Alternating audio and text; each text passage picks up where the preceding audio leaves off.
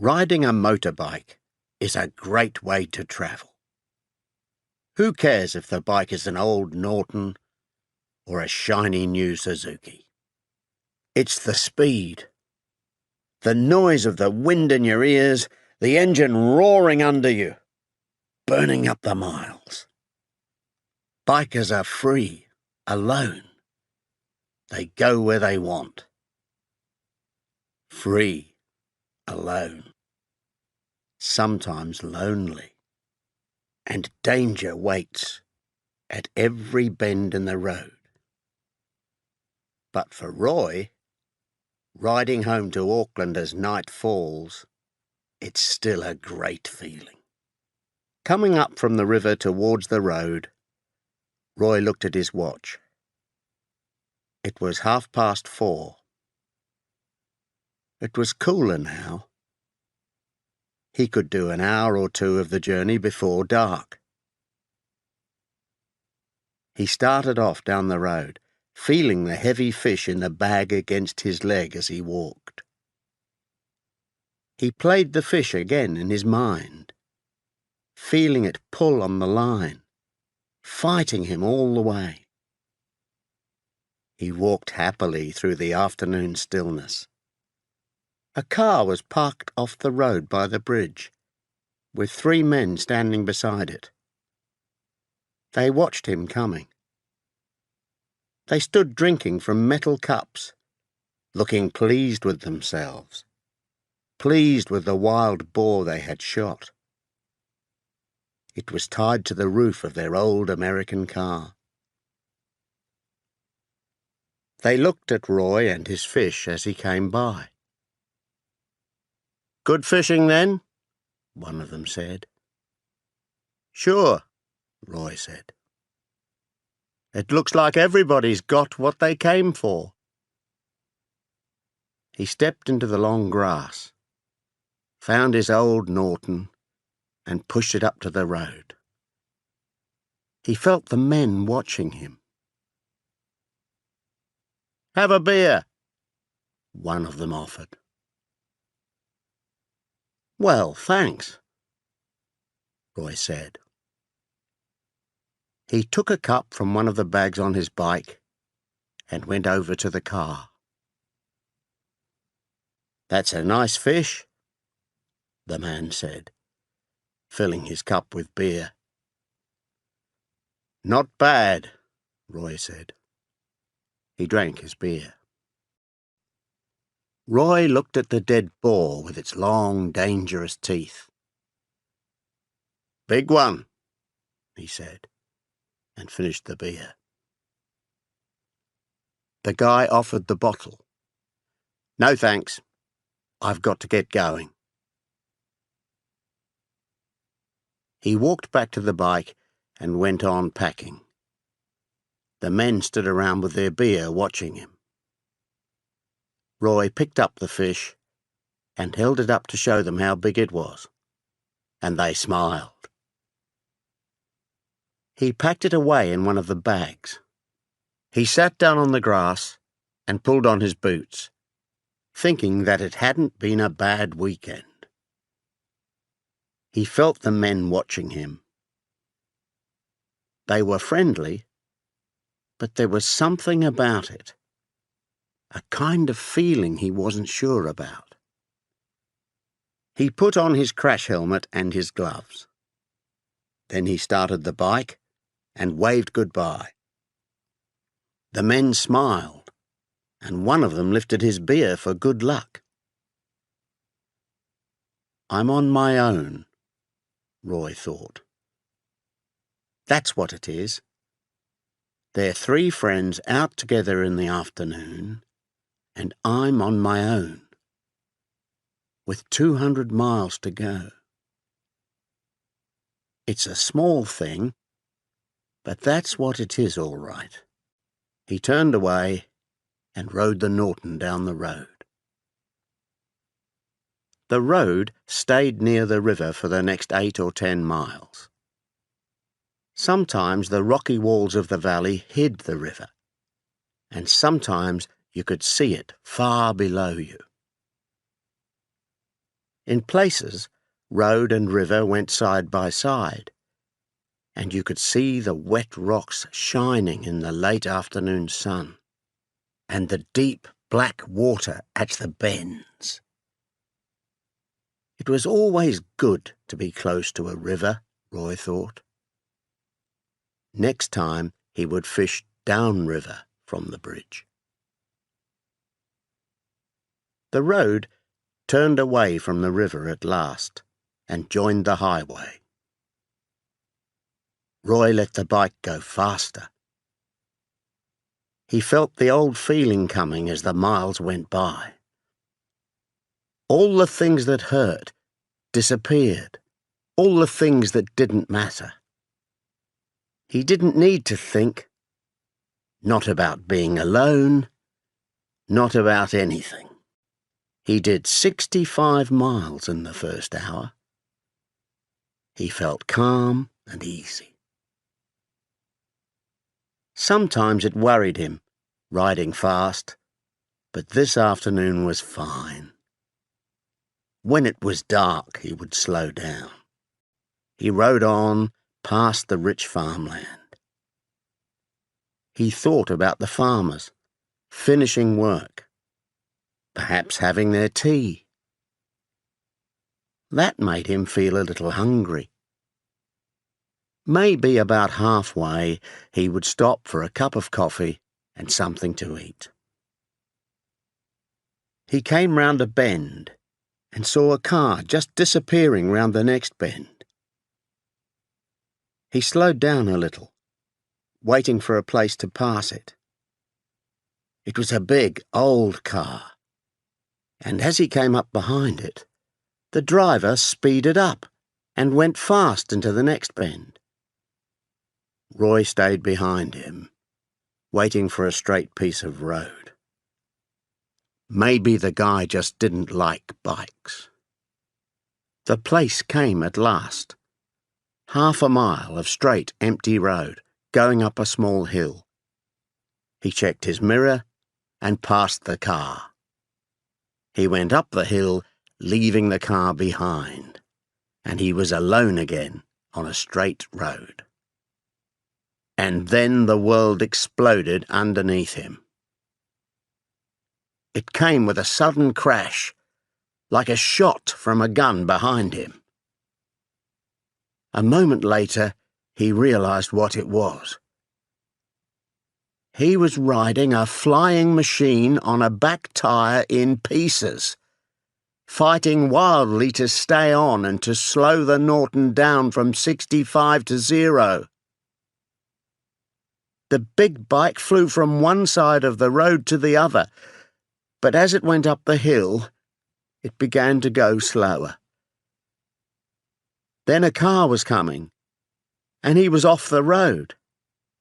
And at last, the bike ran hard against a bank and stopped. Roy turned off the engine and sat back. Then the car he had passed came up and stopped beside him. An unpleasant face stared at him from the front passenger seat. "Bad luck." The voice sounded pleased. Somebody laughed. Then the old car roared away and disappeared over the hill. Roy got off the bike. He was shaking just a little. He decided not to think about the guys in the car for a while. He wanted to calm down first. He looked down the road, half a mile of it, straight, with no ditch, and he felt how lucky he had been. A long straight road and no ditch, man. He turned and looked up the road. There was a house near the top of the hill. He half walked, half rode the bike to the farm gate. They would let him leave his bike there, surely. He stopped by the back door and turned off the engine. A big man in jeans, with only socks on his feet, came to the door. Roy felt the farmer looking at him, deciding about him, while he explained. "On your own?" "Yes." "Just a minute," the farmer said, and got his boots. They put the bike in one of the farm buildings, and Roy felt better about it. "Lucky it happened there," the farmer said. "That's true," said Roy, "and lucky it was the back wheel." "I used to have one of these things," the farmer said, and he reached over to hold the bike. He seemed to be looking back in time. "It'll be safe here," he said. Roy took out the fish and gave it to him. "Well, he's a big one," said the farmer. "We'll keep him for you." "No," Roy said. "Give him to the cook." "Do you think I'll get a ride this time of day?" "Easy," the farmer said. "One of those cattle trucks is what you need. Take you all the way to Westfield." "Thanks again," Roy said, and walked back up to the road. It was nearly dark. He took his gloves and put his crash helmet on. "Then people will see I'm not just out walking," he thought. That was what he thought at the beginning. The first 2 or 3 cars did not matter. But then he knew he had a long walk in front of him. Most people did not even slow down before they decided not to take him. He was halfway up the second long hill, and it was quite dark when he heard the first cattle truck. He waited as the big truck came closer. Then he saw the driver's face looking at him, and he remembered it when the truck had gone. It wasn't unfriendly, he thought. The guy just didn't care. He watched the truck go slowly up the hill. He started to walk again. He felt a kind of loneliness walking in the dark. It was the way the truck driver had looked at him. The guy just didn't care. Or maybe he didn't want a stranger with him all that way. Maybe he just didn't want to talk.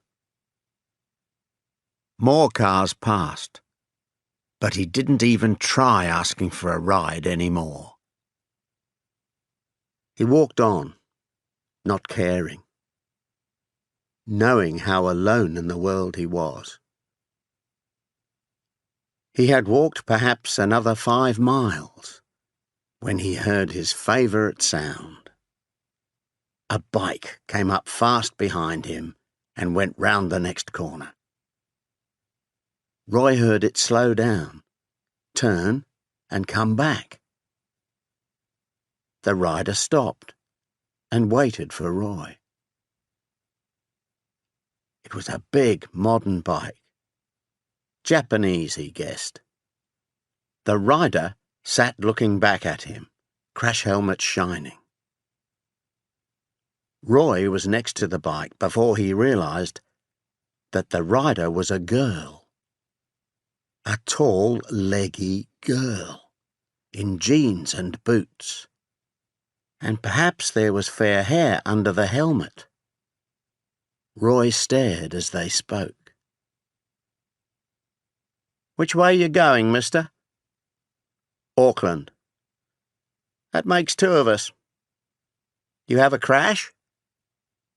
"Tyre went." "No fun."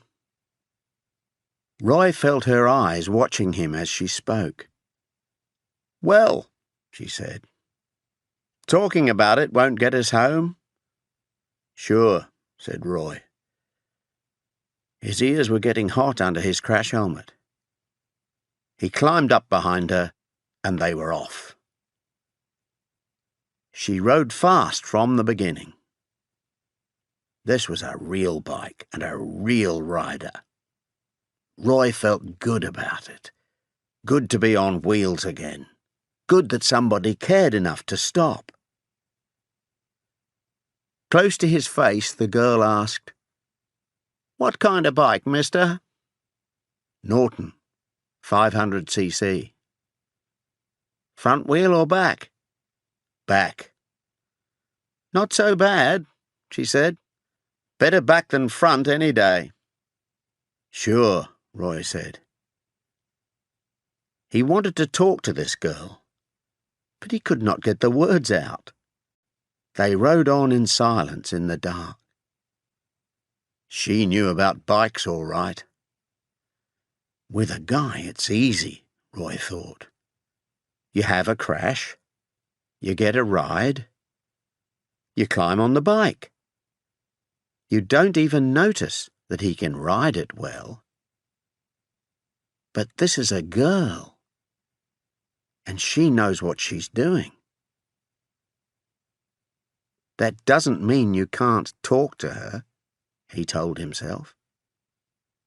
You've seen girls before, man. Her voice came back to him. "Where have you come from, mister?" "Puketia Valley." "Yes?" "How was the fishing?" "Not bad," Roy said, before he had time to wonder at her question. "Nice water by the old bridge." "What were they taking?" "Black gnat," he said. And there was more than wonder. He felt that hot pain behind his eyes. "Wet or dry?" "Wet," said Roy, and his voice shook a little with the wonder of it. And in his heart he felt an ache that came from a kind of longing. This was the girl he'd been longing for all his life. A tall, leggy girl who rode a 750cc Suzuki and knew about fly fishing. For a while they rode and did not speak. Then, back on Straight Road, the girl said, close to his face, "My brother caught a 6-pound fish under that bridge one year." "Really?" Roy was beginning to understand. "How long ago was that?" "Maybe 5 years ago. Ross played him for half an hour before he pulled him in." "Sounds like he's a good fisherman, your brother," Roy said. "He was," she said, and that was all. And Roy, guessing what she meant, knew it was not the kind of thing you could shout about above the noise of the wind and the engine. After a few miles, the girl said, "My name's Kay, mister." Roy said his own name. It sounded strange to him. "Well, Roy, you going to buy me a cup of coffee when we get to the next town?" "Sure," Roy said. "Sure thing, Kay."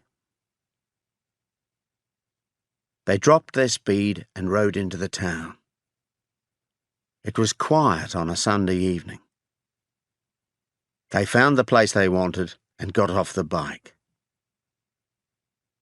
Her hair was long and fair and blown about by the wind.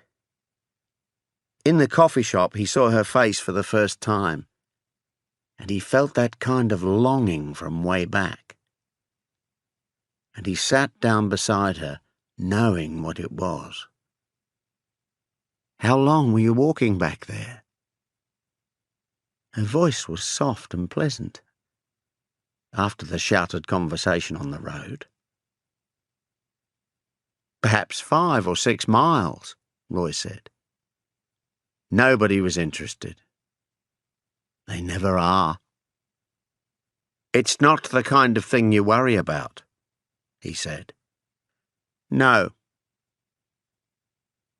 They sat drinking their coffee, watching and listening, getting the idea of each other.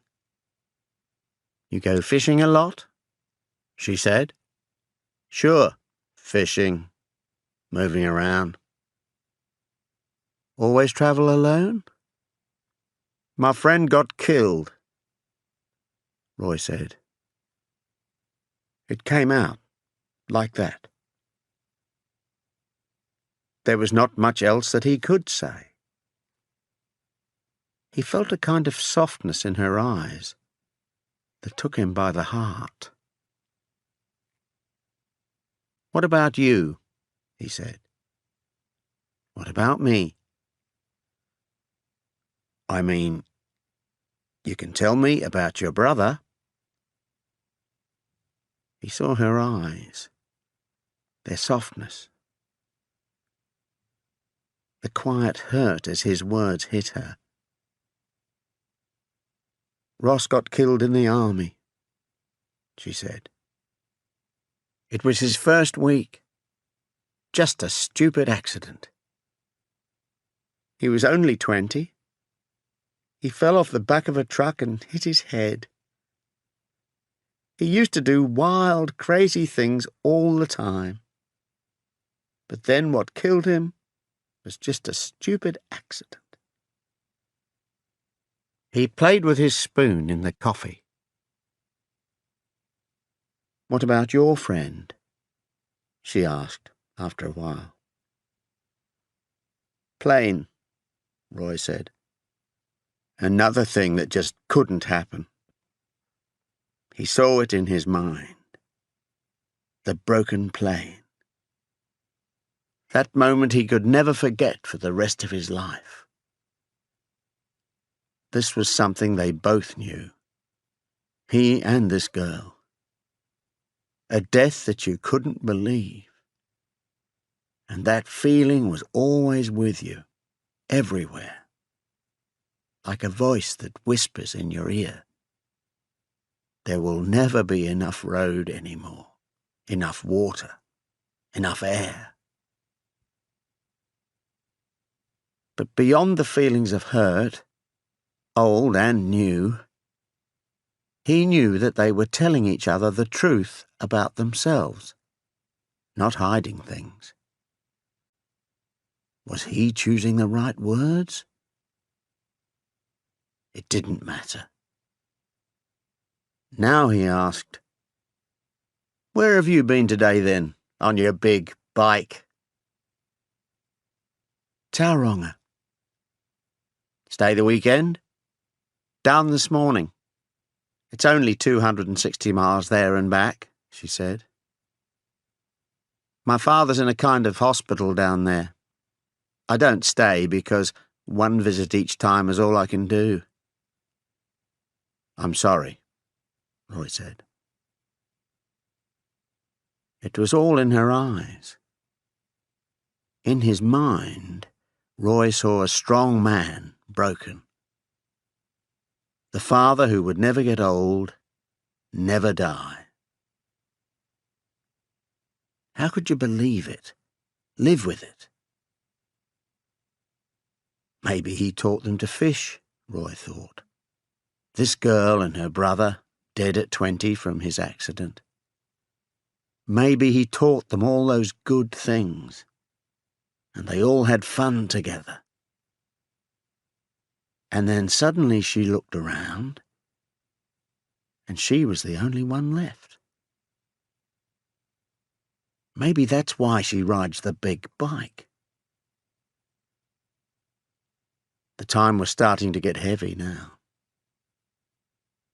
"What do you say we get on the road?" Kay said. "Sure."